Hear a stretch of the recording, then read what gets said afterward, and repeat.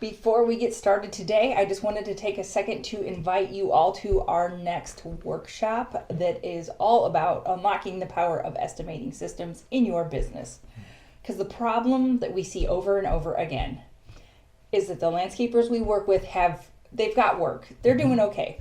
The schedule is not, there's no holes in the schedule. They're doing pretty good. They're keeping it booked up and they're working hard, but the profits just aren't there for the amount of work that they're putting into their business.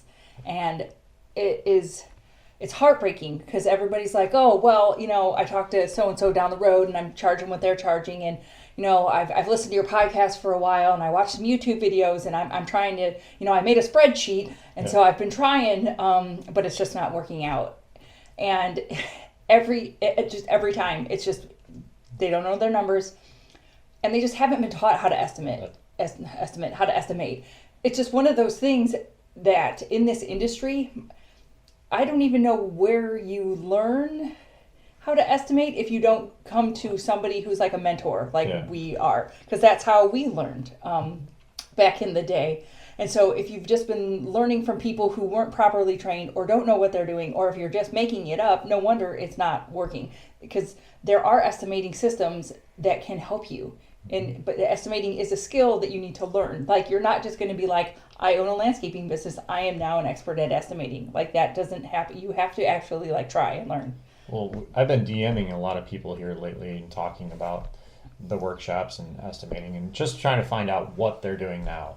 And a lot of times it's either they're guessing, they're going off their competitors' pricing, or they are just taking the materials and multiplying by 2, 3, whatever. Like a random multiplier. Yes. And we did this a long time ago. The problem with doing some of those things is that you might win on this job, but the next job you're going to lose. The next job and win. And it's always, I'll make up for the next job. I'll make up for the next job. But on the next job, it rains. And is that like the game that you want to play? We're going to play this game called I Hope I Make Profit. Yes. Like, I'm not trying to be mean, but you went into business for a reason. Mm-hmm. You have a business to support your family, to support your livelihood, to live the life that you want to lead. And so you need to have a consistent, repeatable way to make the profits that you need. So you can plan for that profit. You can know down to the penny, okay, I want to make X amount of money on this job. Mm-hmm. Here's what I need to do to make that happen. That is all possible. So if you want to join us for a workshop on estimating systems, we can take a deeper dive into this, because I think people just don't know. I think people don't know. Well, and it's not your fault, because I think we need to talk about it more. Yeah, they find themselves, they're struggling to pay themselves, they're struggling to pay their people, they're struggling to pay their vendors and stuff, and it shouldn't be this way. You can make a good living in this industry, and you just haven't been taught. If you haven't been taught, you haven't been taught. Okay, that's cool, let's fix the problem. Yeah, so join us on the 20th of June. Yep. We just had one here the 24th of May. It was a great time, so make sure you get in this next one, and we'll continue talking about this. And this is one of our things that we are going to eye on this hill for. We know you can. I will never stop talking about it. Yes. If you've heard the story, I have cried in a grocery store parking lot because I didn't think I was going to have enough money to go in and get groceries. Mm-hmm. Like, I was in Scott's plow truck, pregnant with our second son, and I'm like, I'm sitting in the truck that we make money in, and I can't. I'm like terrified to go in here because my car's going to get declined. Like, that is a horrible feeling. I don't want anybody to ever experience that again. And so that's why, like Scott said, I will die on this hill. Yes. You have to know your numbers and you have to know how to estimate, because we see all the time, is landscaping a good business? Can you make money in landscaping? You can, but it's not just going to spontaneously happen. You have to try. You have to learn. You're going to have to learn how to estimate. That's the key to pretty much everything. Yeah. So definitely get in there. June 20th. You can head to milliondollarlandscaper.com/power hour. Get signed up today. Yeah. All right. Quick word from our sponsors, and we'll be right back. We want to take a quick second to tell you about our friends over at Cycle CPA. I can't even express to you how important it is to have a good accountant on your side. You know you want accurate bookkeeping and financial statements every month. Instead, you're often left with limited time to focus on the accounting side of your business and no reports to show for it. At Cycle CPA, the landscaping accountants, they not only handle the bookkeeping, but also provide landscape industry benchmarking, job costing, financials by service line, advisory meetings, and much more. Cycle CPA has a team of landscaping accountants available to provide anything from bookkeeping to CFO services. Visit cyclecpa.com and for $100 off, mention the $1 Million Landscaper podcast. Easy Beasy's easy to use, easy to learn, affordable work order and time clock app with unlimited users included with every subscription. If you've ever struggled with the daily grind of keeping track of work orders, you have to check out Easy Beasy. Make and edit work orders anytime, anywhere you're working, at your desk, in your truck, on the job site, even on your couch. With Easy Beasy, you can easily copy work orders to use over and over, which is great for mowing and plowing. You can also keep track of employee timesheets, contact your customers, add notes, instructions, even pictures of your jobs. Easy Beasy works on Android and Apple devices or any tablet or computer. Easy Beasy also has a wide variety of reports so you can have all the info you need for billing right from your phone. Say goodbye to paying for extra users because everyone gets unlimited users on Easy Beasy. Try Easy Beasy for free for 30 days. Visit easybeasy.app/MDL to sign up. Easy Beasy is a simple work order and time clock app for mow crews, hardscape crews, and everything in between. Start saving time and money with Easy Beasy. Visit easybeasy.app/MDL to sign up today. All right, welcome back, everybody. So today we wanted to talk about burnout. And the reason why we're kind of bringing it up a little bit earlier is because, talking to some people in the academy, they're just getting stressed out. Work has been burnout coming. happens. It seems to happen every year. Well, it does. Let's get ahead of it. Yeah, absolutely. And Katie she's rolled her eyes at me many times talking about this just here before the show because I experienced burnout. If we're talking about burnout, it is because we know it. We've experienced it. Scott might be in a little bit of it right now. I think I'm coming out of it a little bit. But it's something that you have to actively try to manage, or it can really get you. It can, absolutely.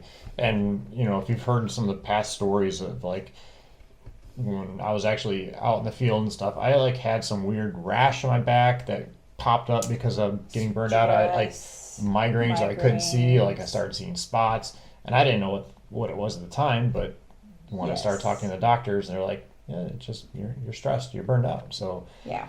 The whole point of today's conversation is just to kind of get ahead of the game, start looking for some of the early signs of this and try to figure this out and what to do before it really takes hold. Yes, because building up your resiliency to everything going on in your life is a key to burnout, because burnout is actually you have a perceived lack of resources for the amount of things you need to get done. And so this is why burnout is personal to everybody. And Scott, I burn out quicker than Scott does. But because it's just about a perceived lack of resources. And so what can you do now to support yourself to have the resources that you need so you are more resilient and so you don't burn out? And that's going to mean different things to different people. Yeah. And, spring being one of the busiest times of the season, everybody's just going hard right now. And it seems to be exciting. Fun. Yeah. But towards the end, if you're just trying to deal with getting the jobs done, handling customer calls, getting the estimates done. I was talking to somebody last night on the phone. They're a younger guy, they're a go-getter, but they're heading home at 8:00 that night, and he had to do estimates because he's falling behind on estimates and trying to get back to customers. We know this story. Yeah, we have lived this life. And I've kind of warned him on some things. I'm like, don't keep doing it like this. You'll eventually get burned out. And I get it, when you're younger, it's a little bit easier to do it. And the older I'm getting, it's harder for me to handle this. I'm getting better at delegating some stuff, but I still experience it. Yes. Very much so. So just some signs of things that are happening when you start to experience burnout is one of them is just exhaustion. I'm just tired all the time. I feel like I just can't catch up on my sleep. That's one of the biggest things that I experience. Another one is lack of motivation. You just don't want to, man, I don't want to go and work today. I don't want to call this customer. I don't want to deal with this. It's just those couple things are some of the biggest signs that I see. Decreased productivity. You just don't feel like doing anything. You don't feel like getting anything Well, done. you get stuck in the like you're like I'm doing things, but nothing, like you said, nothing productive is getting done. Mm-hmm. You're just kind of like it's like that hamster wheel. Like you're doing stuff, but it's like either just like busy work or things that you could delegate or things that don't need to get done right now. It gets hard to like prioritize because you do have so many things that it gets hard to prioritize what comes first. Like what is important right now versus what is urgent right now. Yeah. You can be just feeling negative, just irritable, like you're just pissed off all the time. Like, Oh, sorry. I'm sorry. I feel bad for anybody who's watching this on video because my face right now, I'm like, yeah, I know this person, but go ahead, continue. This isn't going to be this is me for sticking you it and to you as me this as whole well. time. So. Go ahead, continue. And it's one of those things that, you start feeling these things, and if you're like me, you're like, I'm just going to dig harder and work harder, and that's not the case. Like, it doesn't work that way, right? You I'm tell me sorry, this all the time. I can't make my face stop.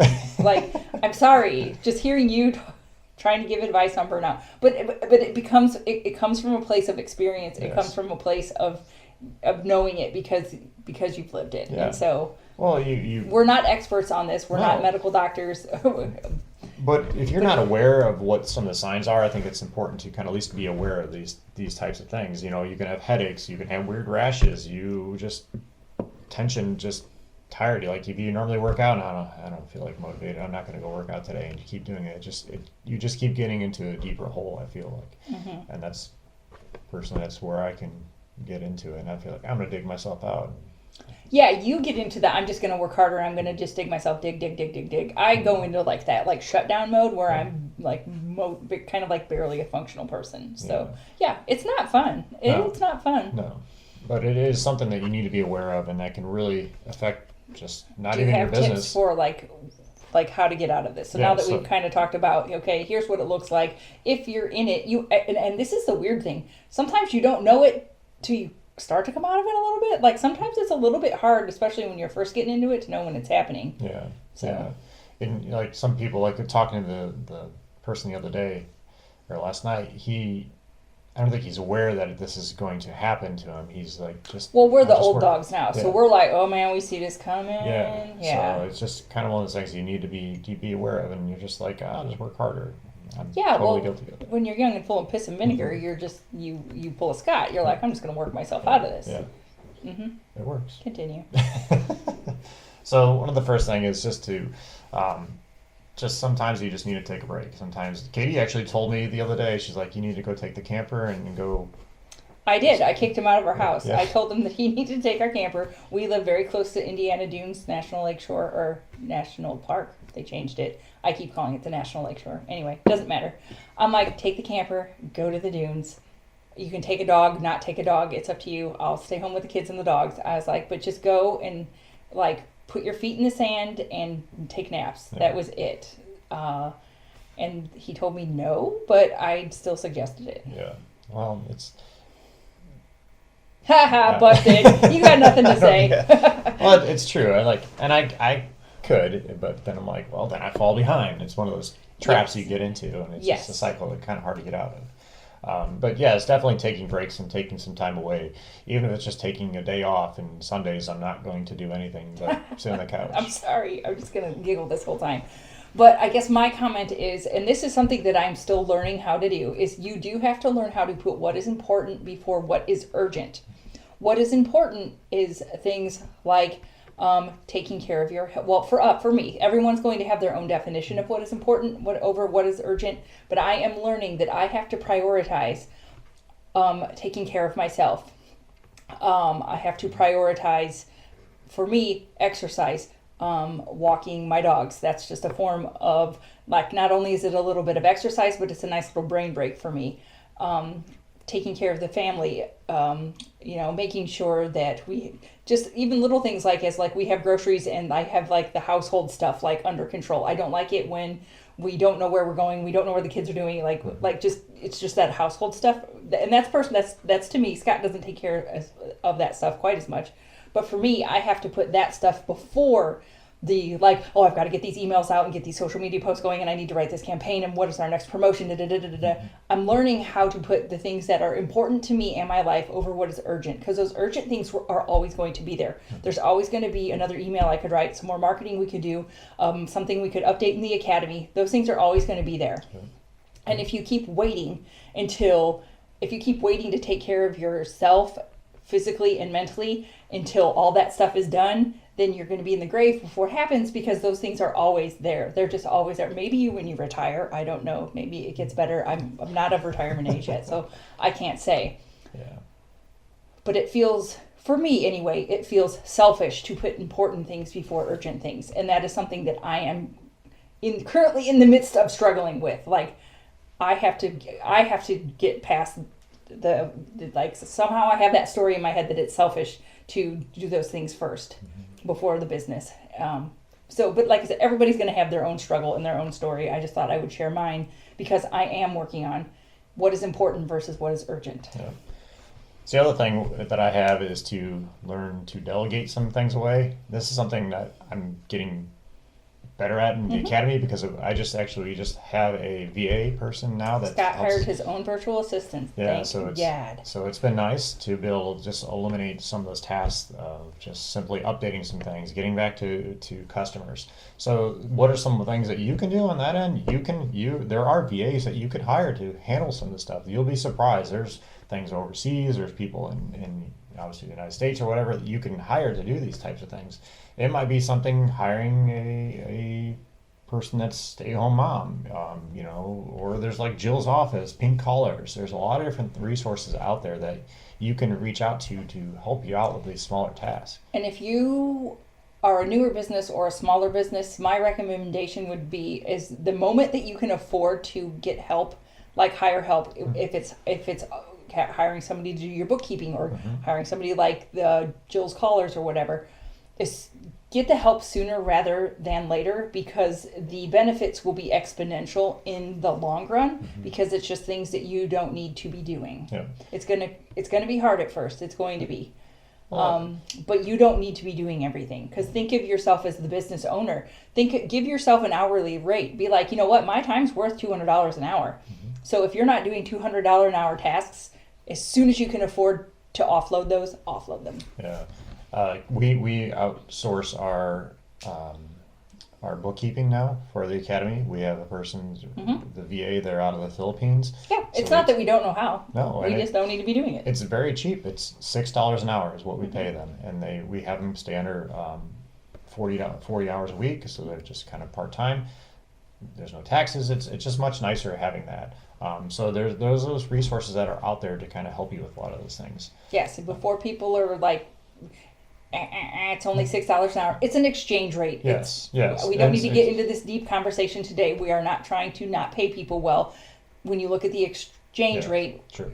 We are paying this person a very appropriate amount. Yes. So that's another conversation for another day. But I just don't want to hear any comments about it. You have to think of it as an exchange rate issue, topic. Yeah. But there are things to do. Another thing that I can just refer back to is when I was actually doing the landscaping and installations and stuff, was to have our foreman have more conversations with the customer.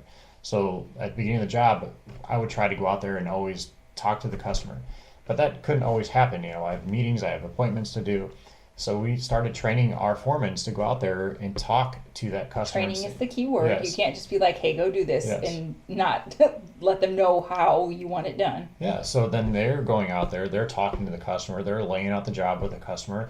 At the end of the job, they're getting the check, they're collecting the payment for that job too. Like, we trusted our foreman to do that. I know some people are like, I'm not going to trust them with the money. Well, that's, to me, if you can't trust your employees with the money, this was there's also issues, 100 years ago when most people paid by check. That might be remedied now with electronic payments. Yeah, but you can get that process going and make sure you could do we have landscape final walkthrough checklist. You can go, that foreman can walk through the customer with the customer, make sure they're happy with everything, they can sign off, and you're good to go. So there's a lot of things that you can do to kind of get you out of the field that you're not having to do that. Sharpening blades. Do you have to be the one sharpening blades? If you have employees, why can't you teach them to sharpen the blades?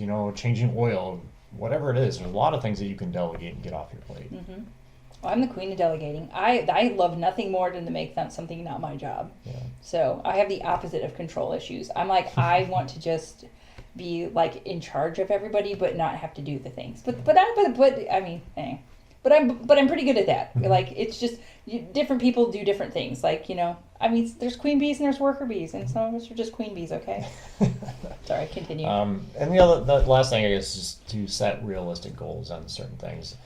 Sometimes this is hard, is to set goals on what you can actually achieve versus what you want to achieve. It's okay to have lofty goals, but you have to break it down into those smaller bite-sized ones along the way.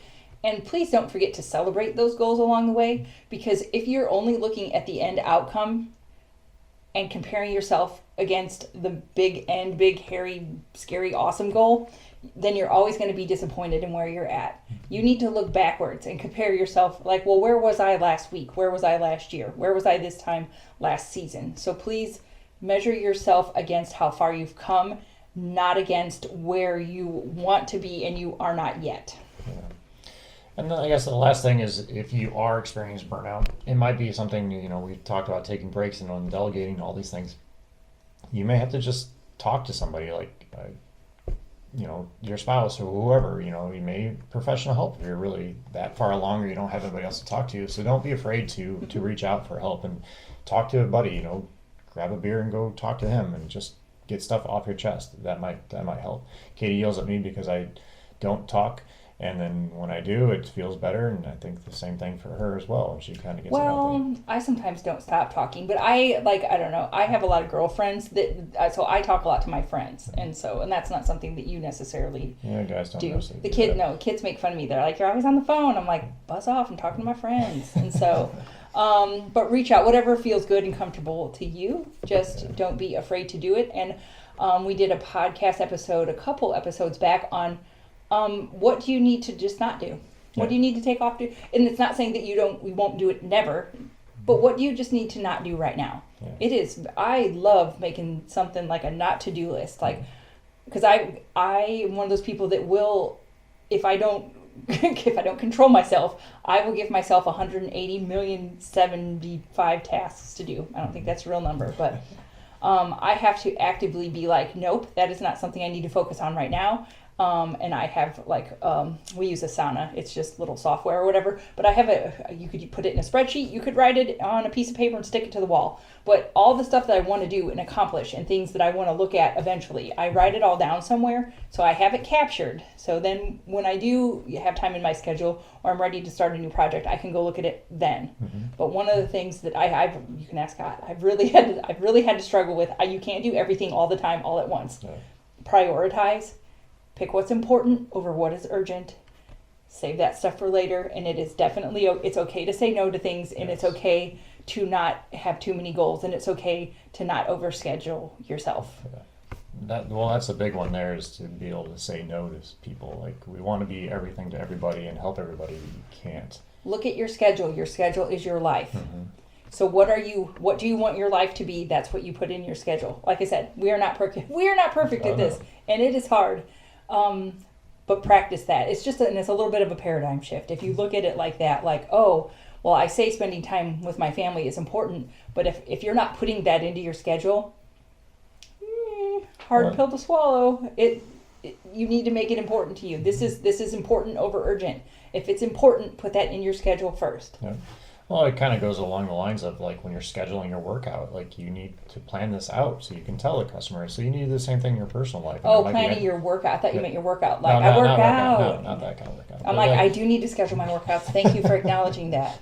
Because that is one of the things I struggle with putting important over urgent. I always try to shove workouts into the extra corners of my life. Mm-hmm. Well, guess what? My life doesn't have extra corners. And so I do have to put it on my schedule, or it's not going to happen. Yeah. So now when you're planning your jobs, that, you schedule it in a manner, and then do the same thing with your whatever you have going on, or your meetings and stuff. You can't be everywhere at the same time. So just keep that in mind. So, but yeah, definitely just be aware of the symptoms that we talked about earlier: headaches, just tired, just exhaustion, whatever it is. Be aware of that and try to get it before it encompasses you everything, because it's hard to get out of, and it's sometimes embarrassing when you have to go to the doctor with a weird rash on your back. I think they were like calling people into the room. They're like, "Oh my gosh, come look at what this guy's got on him," and you're like, "Cool, thanks." So nobody wants that to happen, but I think it's something that we're all working on. Like I said, we're not. This is not medical advice. No. We're not psychologists or whatever, but look out for these things. And my biggest thing is just work on your mindset around it. Like, look for things that you don't need to do right now. You know, what can you do to make yourself more resilient? Like, even if little things like stopping and petting your dogs for 5 minutes makes you more resilient, stop and do it. I'm saying that because I probably stop and pet the dogs for more than 5 minutes, but just okay, another one last tangent, I swear. I am in a little accountability group, and we call them joy snacks. It's just little tiny things you do throughout the day that make you happy, and you acknowledge them and you do it, because you don't always have time to make every day like the most amazing day of your life. So sometimes you just need a little bit of a joy snack. And so sometimes I have a 2-minute joy snack when the cat sits on my desk, and I pet the cat for 2 minutes before I continue with what I'm working, because she's sitting on my keyboard and I can't work. And so I snap a picture, I send it to my little accountability group, and everyone's like, "Oh, ha ha ha, cute joy snack." It sounds silly and stupid, but it is actually quite fun, and it forces you to look for good little things during the day. I like that. Yeah, it forces you to focus on, hey, there is something happy going on, or it's okay, like I said, to take 2 minutes to pet the cat before I shoo her off my keyboard. Nice, I like it.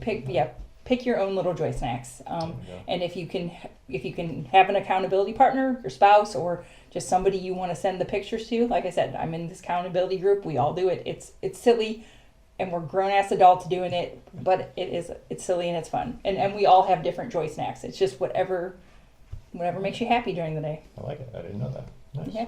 Nice. So, well, you're like, please don't start sending me pictures of your joy snacks. So. But if you guys are experiencing anything like this, let us know. You know, and if you're doing something different that we didn't mention today to kind of help prevent it or overcome it, feel free to post in the comment sections. If you've got good tips. Sorry, I feel like I'm going to sneeze. If you've got good tips, feel free to share them. We'd love to hear them. We're also collecting questions. Yes. We want to do an entire podcast episode where we just answer your most burning questions. So feel free to email us at scott@milliondollarlandscaper.com, or just put in the comments whatever questions you have, and we will happily get those answered. Yep. And then don't forget on June 24th? No, 20th. June 20th. Yeah, June 20th. Join us for our next estimating workshop. It's going to be a great time. We just finished up one here, like I said, the 24th. But it's going to be a great time, and kind of go over some things that we see landscapers doing wrong with their estimating. Yeah, it's just, once again, it's back to that I'm not getting enough money for the amount of work that I'm putting in. And if that's what's happening, you've got a number, you have an estimating problem. You just flat out do. But the good news is that it's easily fixable, and we've got some solutions that can really help you out. And so we can walk through some of that on that workshop. Yep. One last thing I want to ask everybody is, if you're getting any value out of these podcasts and stuff, please go to iTunes and leave us a review. We appreciate it. It helps push us up a little bit more, and helps us know that we are doing a good job too. So yeah, well, and I think it helps push it out there to more people. Yeah. So, and that's one of our goals, is to help as many landscapers as we can. Yeah. So. All right, guys. Well, thanks for joining us today. Hope you have a great day.